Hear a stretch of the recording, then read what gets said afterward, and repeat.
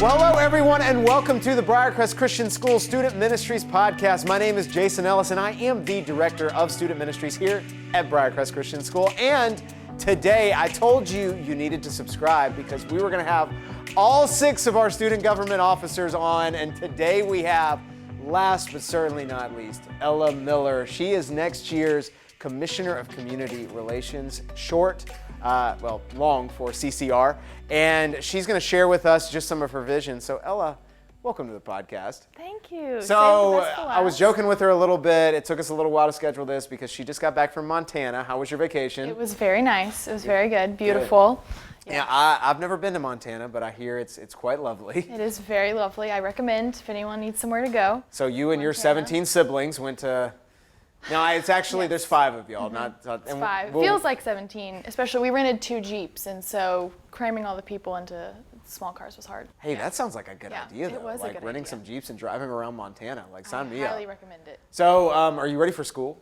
I've been ready since the 3rd week of quarantine. I am so ready to be back at school. So this is actually being recorded the week that we start, so we're excited about that. Now, tell us about your role as Commissioner of Community Relations. What does that mean? What do you do? So basically, I will be in charge of organizing the service of the student body, particularly Mission 1-8 Day, whether that's in the fall or the spring this year, and really just be the person people come to if they have questions about service, if they want to start a new service outlet, but that'll be my role. So tell us a little bit, we were talking about Ecuador earlier. Tell us about how you got involved. Just tell them the story of how you ended up on the Ecuador trip your freshman year. So my freshman year, I applied in the fall, with the rest of the people for the Ecuador mission trip. Got denied or was waitlisted, and really denied wasn't. Sounds harsh. Yeah, it does sound. I wasn't denied. I was told there was a chance. There you go. I was waitlisted, and I really wasn't expecting to be able to go. So I was going through my freshman year. It gets to I think it was May 2nd, May 3rd. It was the beginning of May. Yes. And I'm walking out of Miss Williams' English classroom, and Coach Jay is just stopping me in the hallway, and he asked me if I want to go on the Ecuador mission trip, and I was like, wait. This year? And he was like, yeah, there's an empty spot. And so I kind of just looked at him for a second and I was like, yeah, I do. And went home, talked to my parents about it, went and got 5 shots the next day and a passport expedited, and then ended up on, I think, one of the biggest trips we've had. It was, yeah. It was 31 people, I want to say, and it was all correct. Seniors and juniors except for me and Anderson Ford, who was a sophomore.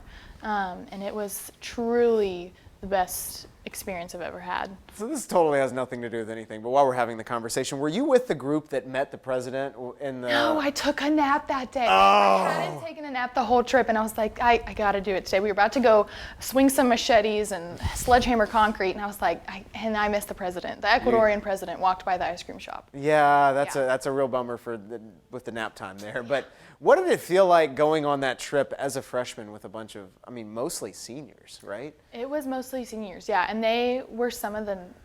I'm still friends with a lot of them to this day, but I walked into the airport and just saw all these people that I didn't know. I had been at school with them, but I didn't know who they were. Saw Coach Jay and knew I had a familiar face, but almost wanted to turn around and go home. I was I'm about to leave the country with a bunch of people I don't know, but it ended up being so great in not only boosting my confidence, but inspiring me to fill their shoes and to exemplify the Christian leadership and just the warmth and the compassion that they showed me on that trip, and have continued to show me as I've gotten older and gone through high school myself. But being with those seniors was definitely one of the best experiences that I've had in high school. Well, I like that you say that because I don't think you're alone in finding yourself in a situation where you're about to serve and you look at the dynamics of the situation. And yours was, there's a bunch of seniors I don't know, I'm about to leave the country with all these strangers basically, and want to turn around and go home. So what would you say to the person who's sitting here? And I don't know what service looks like this year. I really don't. I've reached out to Las Americas. We're still trying to figure out what they're doing. There's just a lot of unknowns in kind of COVID-19 world that we're in. But for the person who's I'm scared to initially serve. I don't know what that looks like. I'm nervous to kind of put myself out there. You did that. You left the country. with a 5-week turnaround of like beginning of May, no, I'm not going on this trip. Then 5 weeks later, you're on an airplane with all of us. What would you say to the person who's just apprehensive? There's a desire, but there's an apprehension there. I would say trust that desire, and also trust that God knows exactly where he's leading you, and that you are being used how he has designed for you to be used, the purpose that he has for you to fulfill. And like, I don't think I ever would have expected to become best friends with a bunch of the class of 2018 or 2019, but God provided, those relationships were things that he had planned for both parties, and he not, even if you aren't with, you don't bond with the people you're serving with necessarily, or you're in a situation where you're serving alone, you still always have the Lord with you. As cliche as that sounds, like you're never truly alone when you're going into service and when you're going into anything in life, but especially in service. Oh, that's good. And honestly, I've personally experienced a connection with the Lord through service, because I feel like I'm entering into the way that I was designed to operate, which was pouring out my life for others. And I think that's why, when we go to Ecuador, it can feel like home. Right. I totally feel like I'm going home. And even Matthew 28, at the end of Matthew 28, it's the Great Commission. And I love the word commission because if you break it down, it's co-mission, and it's mission with God.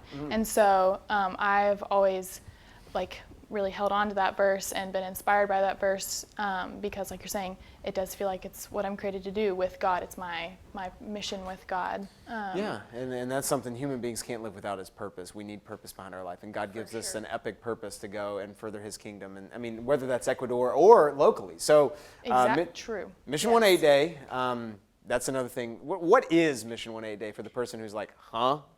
So I like the middle school name of Mission 1-8 Day. It was called One Great Day of Service, and that's basically what it is. It's where the whole student body, typically in your homerooms, goes and serves in locations all over Memphis, and we're performing, acts of service and trying to give back to the community that has honestly probably given a lot to all of us.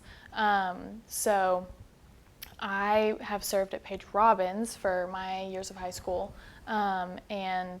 There's multiple locations, food banks and women's shelters, and even going and raking, doing yard work for elderly people. It is just it's a great day of service all around. Well, and it's fun watching the entire high school go do this. So we've got 20, 25 different locations, which you'll get to call this year. So we got a whole Google spread. I'm just trying to give you, we have a good time with it.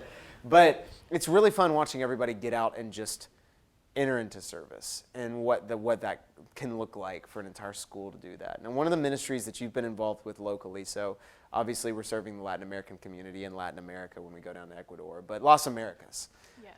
What is Las Americas? Who are the people that make up Las Americas? So Las Americas is run by Greg and Daisy Diaz, and it's, I guess you would say like a tutoring / not necessarily childcare, but where kids can go, Latino youth particularly, can go after school to get help with homework, to improve their English skills, because many of them have parents that are Hispanic immigrants that once they go home, aren't able to get the help and the time and they need with their parents if they're falling behind at school, or even just to help them translate homework. And so it has been one of my favorite service outlets throughout high school. Since freshman year, I've been going to Las Americas, and there's multiple different locations around Memphis, and it is such a joy. The kids are such joys, getting to help and seeing the fruits of them improving and succeeding in school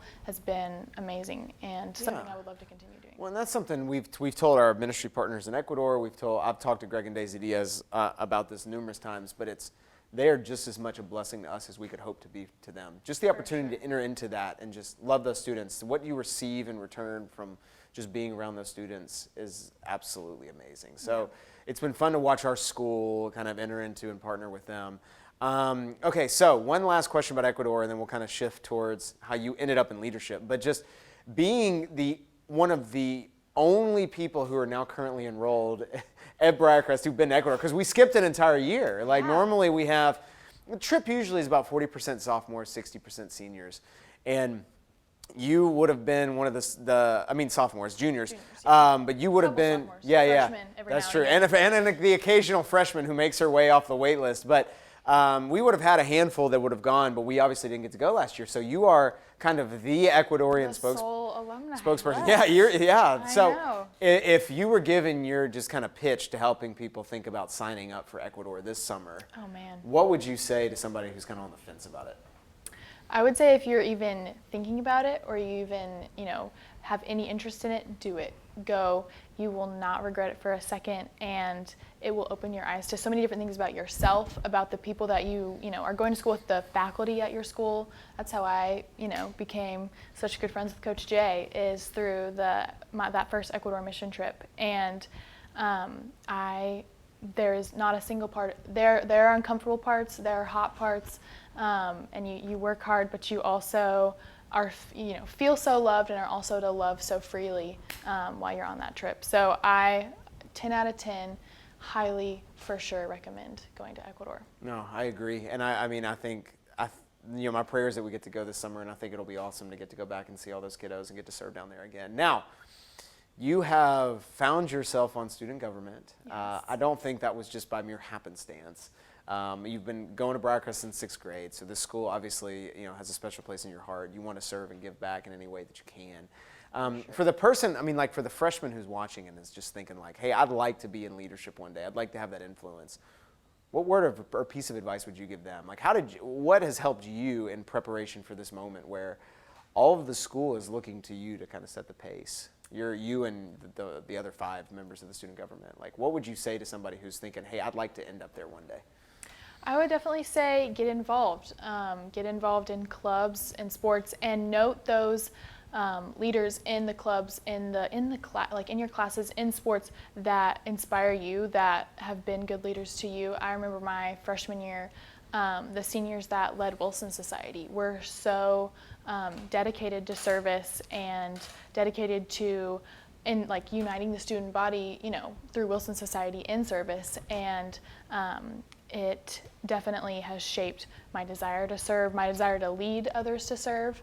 And I would also say take on little leadership roles where you can, whether that's, guiding, befriending a new student, or if in a club, there's a smaller leadership role you can take on. I definitely would recommend doing that, because I was outreach coordinator last year for Wilson Society, and that small leadership role I had in that club is what really confirmed for me that I wanted to serve on a greater scale.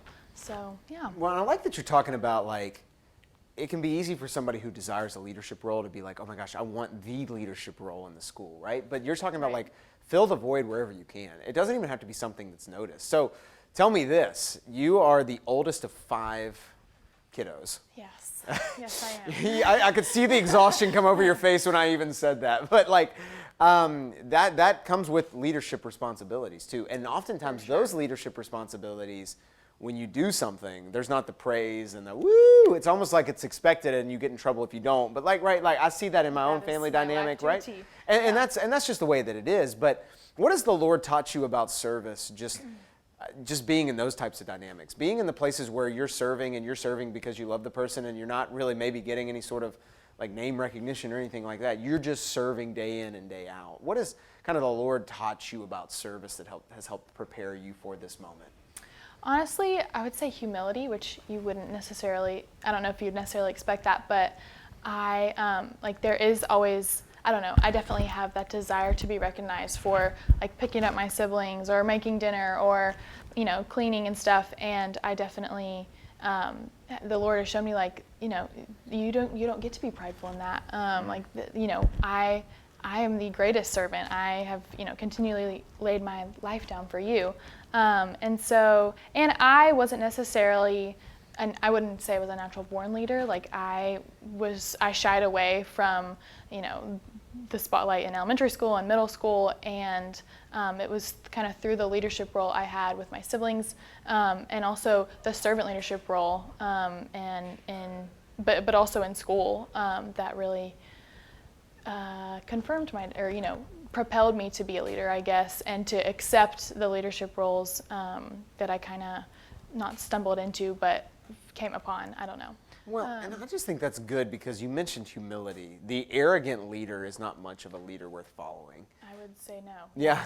Yeah. I mean, because ultimately you're making it about yourself if you're being arrogant and trying to lead, right? Right. And So- true leadership definitely begins with followership, I would say. Like, even going back to the people that, are wanting to eventually lead, like, I definitely say it would for sure emphasize, like, knowing how to be a good follower and knowing what to look for in a leader is the best way to be a leader yourself, probably. Well, and that gets back, and we've discussed this on previous podcasts with other student government people, but like SLU, right? Like leadership begins For at the sure. cross. Yes. That's something, and you've done 2 years of that. So, Another I mean, thing what I you're would highly recommend, for yeah, sure. and what you're talking about is what it looks like to look at Christ and then model yourself in his leadership, which was a picture of humility. He made his leadership about servanthood and serving other people. He didn't make it about himself. So, is there anything as we wrap this up?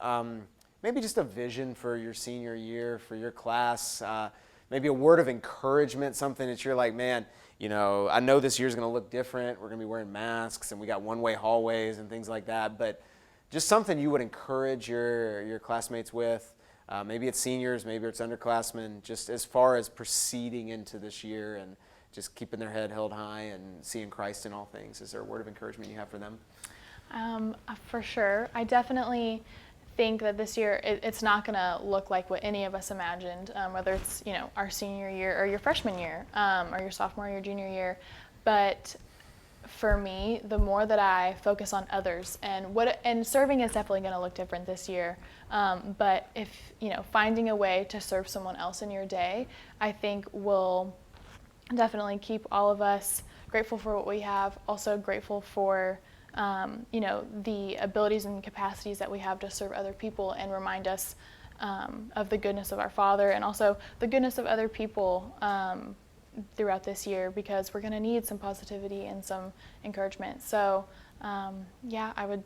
it's definitely going to look different, but it will be good in the way that this year is meant to be. So. Well, and what's so cool about your answer is that you're saying that there's opportunities to serve even though they might not have a specific a community service label. Yeah. Right. Like a defined function. Yes. Like I'm going to this place and serving in this way. Like you could just see somebody who's having a tough day and try to enter into just that space with them and serve them by loving them well in that moment. Like For sure. I think that's where servanthood starts, and because that's what Jesus did for us. So Yes. I think that was 100%. an excellent way to end this edition of the Briarcrest Christian School Student Ministries podcast. So as always, I want to encourage everyone who's watching or listening to subscribe to any and all of our platforms. Ella has told me that she's going to go home. It's on my to-do list today. It's on her to-do list because I get the impression that she was not already a subscriber. So she's about to give us a 5-star rating across all of our platforms. All the platforms. Go subscribe. I don't know what they are, but every single one. Go subscribe. All the platforms, all the podcast platforms. So we appreciate your time. Like I said, make sure you subscribe, and we will see you again soon on the Briarcrest Christian School Student Ministries podcast.